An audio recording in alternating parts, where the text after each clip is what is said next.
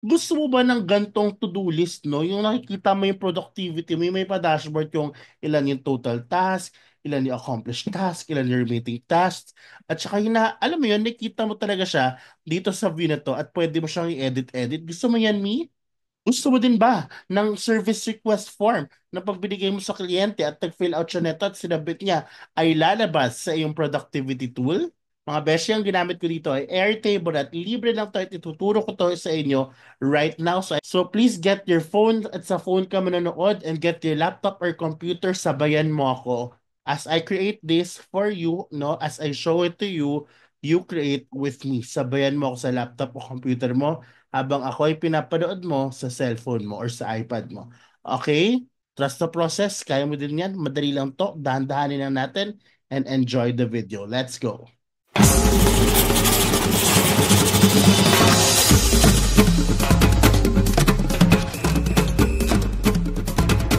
Okay, this is how we're gonna start it. Let's start by renaming the base. Let's rename it by clicking this one. Okay, let's rename it Jams to Do List.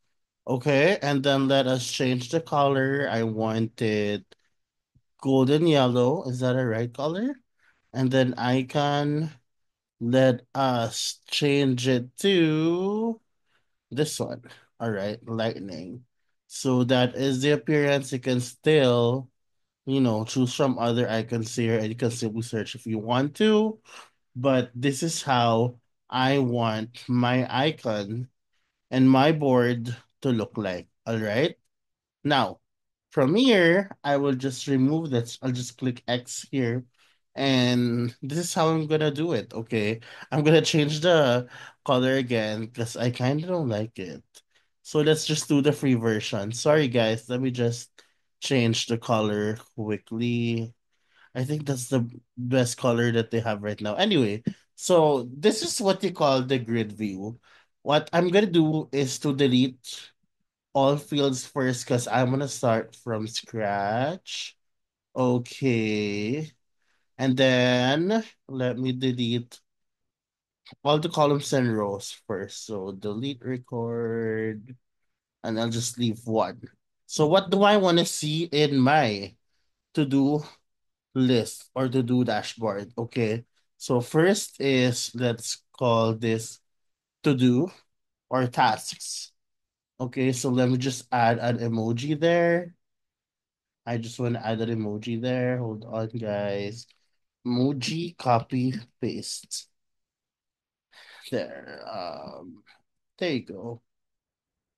Sorry, guys. Just bear with me. Follow me. Okay. As you watch this through your phone, and then use your laptop now as you are following me. So let's put task. Let's put list. Okay. Um,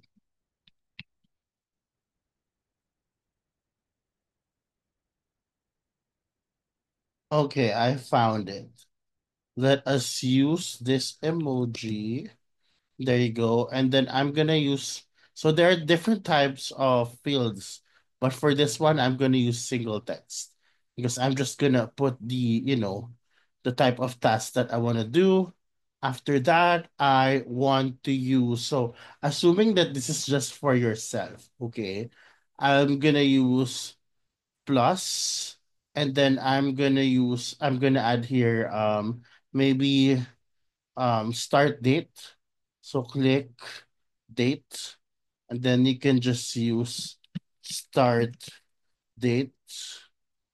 Then let me just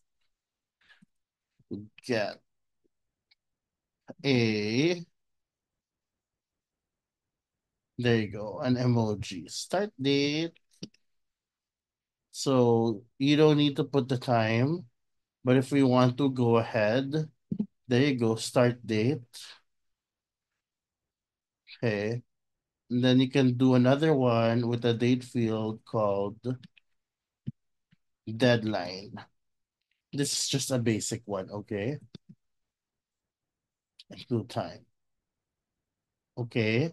And then we can add here file. So you can search for link, okay, or there you go. File. Submission link. Okay, and then let's just look for the link emoji. There you go.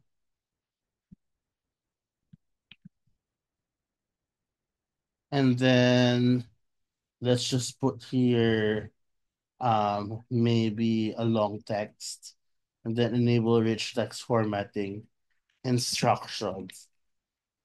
So let's maybe add like a caution emoji right there. Very, very easy. And then let's just move it here. And then of course, let's add a status. So you choose single select and then let's call it, let's look for a rocket ship. Okay, here,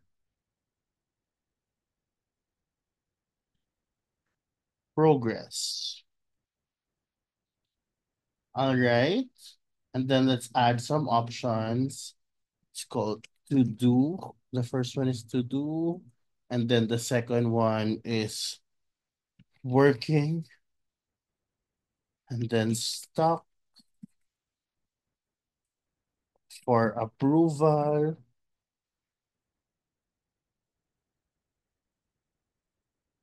Done. Okay, so let's just change the colors. Stock. Okay, for approval. Let's use the color this. And no, let's use the color purple instead. And then let's use green for this. Great field. So maybe I'm gonna do progress right here. So very easy. Okay. So that's the data, guys. You need the data first. Let me just zoom it out a little bit so it's easier for you to see. Okay. First thing you do here is to add a task, for example. Or you can actually add a client here. So user, let's do another single select. And then let's look for an emoji of a person. Sorry. Let's say I can find one. This one. Okay. Copy. Let's see. Client. Okay. And then there. And then let's just name it as client one, client two, client three. Okay. And then let's just change the colors. Purple, I think, yellow, and this one sounds good.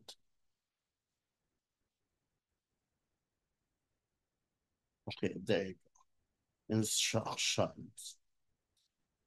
There you go. So what to do? Example, task one, task two. You have to input data first. Task three, okay. Task task four, task five, and task six. Okay, and then let's put here the client name, client one, client two, client three. Let's say may nakalagay dyan, guys. Okay, just for ano lang, progress, let's say to do, let's say working, let's say you're stuck here for approval. Let's see, you're done, and you're done with this one too. And then instructions I to do, to do. Okay, let's just copy and paste that one. Guys, free lang to ah. And bear with me, please don't skip this because this is very important. Let's say start date is to do. Let's say on Friday. Okay, Friday. Let's say 9 a.m. Deadline is Monday, 6 p.m. Okay. And then working on it right now, 18, 7 p.m. And then deadline is tomorrow, 9 p.m. And then let's say this one is stopped. I started last week. I started 7 p.m. Deadline was yesterday, 9 p.m. And then I started with this one last Monday. Okay, 9 p.m. And deadline for approval is on Friday, 9 p.m. Let's say, ayan, naka-3 pa tong dalawa to. Deadline was nung 7 and so on. Okay. Barangay. Unang-una kasi is to, ayan, add mo yung mga fields na gusto mo. And then, after that is to actually, ayan, go. All right. Now, from there, you can actually group it. Okay, guys. You can group it. Ayan na. C group. Click that.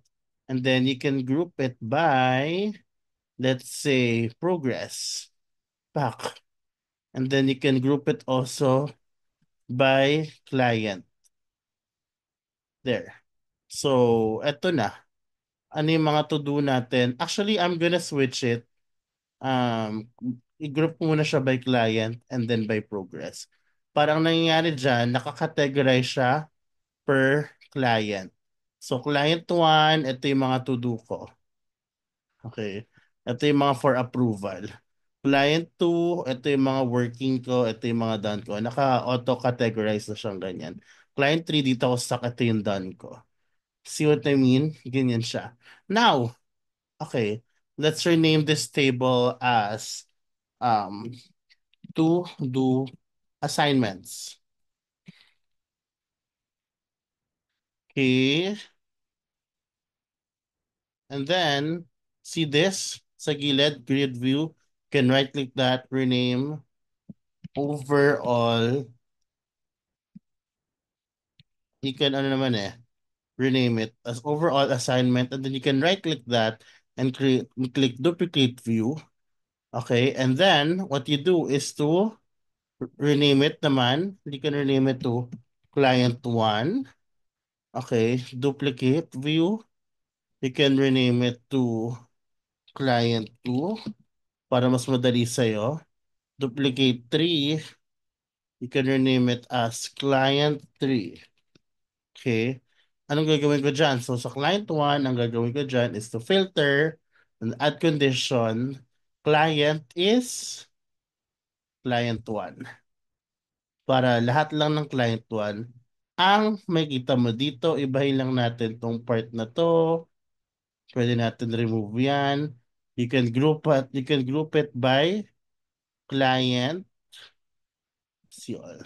You can group it by client and by progress. There you go. Actually, pwede mo alisin si client by progress na lang. Ayan, di ba? So, ganyan na siya. Ganito din gagawin mo sa client 2. Filter, add condition. Client is client 2. Alisin mo si highlights, alisin mo si client, progress na lang siya. Ganyan siya. Client 3, same. Go to filter, Add condition, choose client, client 3. Tapos, alisin mo yung group yung client kasi naka-individual na siya. Just use progress. Okay, so makikita mo yan. Ito yung overall view. Overall, ito yung mga tasks mo. Okay, ito naman yung per client. Ayan, per client, per client.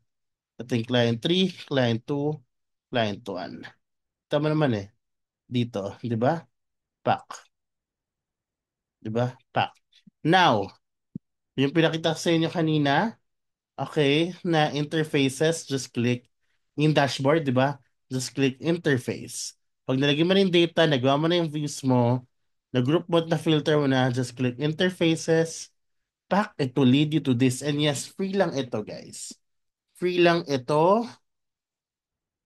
Okay, so start building, build an interface, and then next, and then jams to do list dashboard.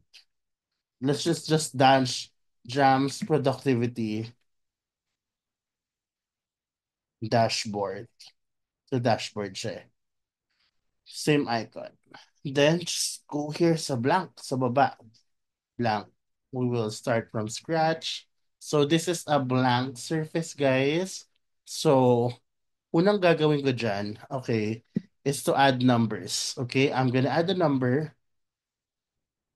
Okay, you see how, ayan, okay.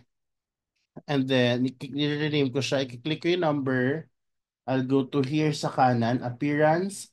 I'll rename it to total tasks. Okay? And then I'll click this. I will duplicate. Click ko naman here. Pindutin ko ulit siya. Appearance. Let's put here accomplished tasks. Okay, so ganyan lang. So adjust natin.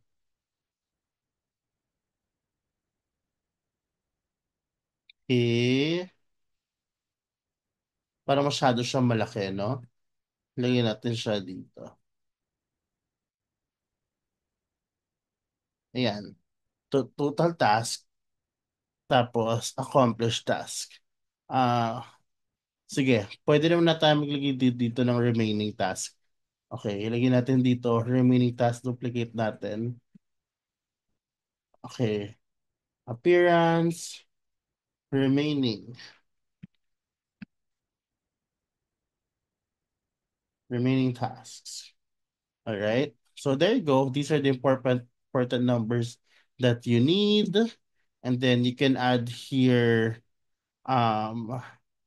dito the list. Okay. Diyan, lagay mo na siya sa gitna. May kita mo dyan? Okay. Yung pinaka listahan, yung pinaka data kanina, all you have to do, click this list. You can, inanarrow ko siya. Okay. I just go on the elements. I will make it wider. And then what I'm gonna do is pwede ko siyang list pa rin naman ang gusto ko or grid. List na lang. Ayan. You can change the view. Pwede ba Kanban if you want. Ayan. Di ba? But I still use list. And then I will choose. Hold on. Hold on.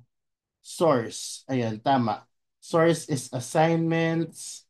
Ayan. Tapos, kita natin, nakita mo dito yung mga ano yung hidden. So, pwede mo siyang i-show all. Ayan, para kita mo lahat ng tasks at the moment. Okay? And then, lilitan ko lang ng ganyan. And then, you can group by client. Yan, naka-group siya by client. Lakihan ko na lang. Pak. Ayan guys. Naka-group siya per client. And then, I can add a group by task. Ganun din. Group by task. ano, progress. There. So, client, to do, ayan. Working, lalabas siyang ganyan. Actually, gusto ko ibahin yung appearance niya, guys. Gusto ko siyang gawing, okay. Hindi siya maganda nung ano na eh, no? Hindi siya naging maganda nung iniba ko yung group na isa. So, I'll just do it by client na lang. Mas okay. Ayan. Okay. Now, from there, paano ko naman gagawing tamang numero ito? So, here, pipindutin ko lang sa total task. Okay. Tapos, kukunin ko specific records, add condition, task contains, or task is not empty. Ayan, it's not empty. Kasi pag may nakalagay na task, ayan, kahit anong nakalagay na number doon or letter or case, mag-account siya. So total of 6 tasks naman talaga siya. So there you go. Dito naman sa accomplished task, ang gagawin ko lang, pipindutin ko siya, specific records, add condition, and then lagay tayo sa status. Okay. Status or progress is already done. Pak, ayan na, napalitan na. Accomplished task. Ayan, okay, di ba? Next, ito naman tayo sa remaining task. Okay, specific records, add conditions, okay. Status or progress is not, tapos ilagay natin dyan. Done. See, naging 4. You can also, ayan, pwede natin tong, ano, palitan ng color sa appearance. Palitan natin light green. Ito, gawin natin siyang remaining task. Let's do it red or orange para hindi masyado masakit. Diba? You see that, guys? There you go. Tapos ito, pwede mo siyang gawing, ayan, this one, view only or editable, but I want it editable. Okay, there you go. And then, what you do here, okay, is, ayan, gusto ko siyang lagyan ng label. So, add element. Let's put text. Let's put it above here. Not there, but below that. Ayan. Jams to do. Jams assignments. Okay, and then let's make it bold. Wait lang. Bold. I want it bigger. How do I make it bigger? Large heading. Yeah, okay. Okay. Lagay ko siya sa end.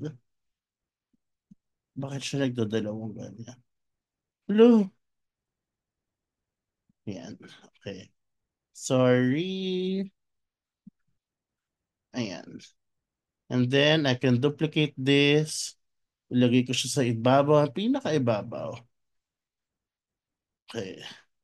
Jams. Productivity.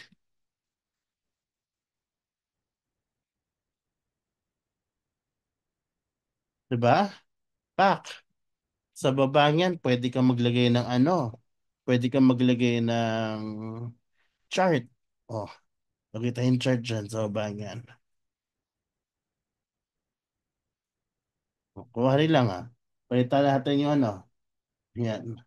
Pie. Sino ba ng pie? Gusto yun ng bar. Depende kung anong gusto mong pakita. Okay? Pero, palitan natin siya ng, ayan, tama. Source is tables. And then, let's, field dapat is not, ayan, field is progress. Pwede naman client. Pero, progress na lang, guys. Progress.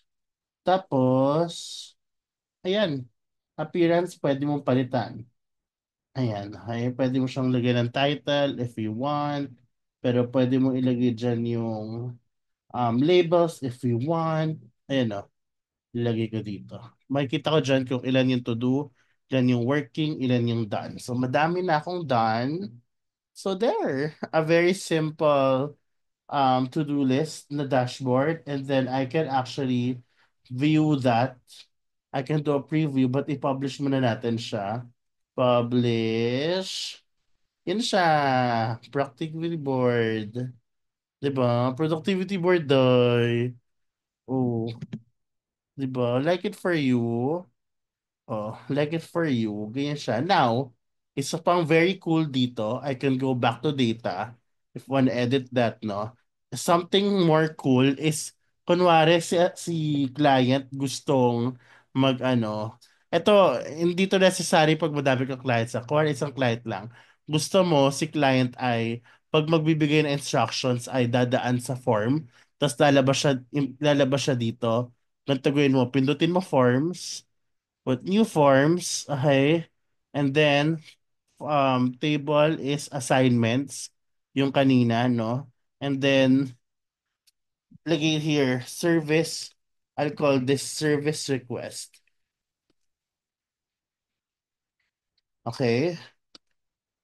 Service request form, create form. Tapos yung form, automatic ganyan yan. Kung ano, okay, kung ano yung laman ng board. So for example, ay pag pro kailangan pag logo yun kailangan pro pag may header pro. Ayan, so wala tayong pwedeng ma-add dyan. Automatic yung fields na nakalagay dito based doon sa board mo. So publish mo yan. Okay, now from there can actually okay, copy this. Okay, si client. Okay, if you're gonna give me assignments, you can you can add it through this form. Okay? And then gawin natin. Okay, ako si client. Task task 7. Okay?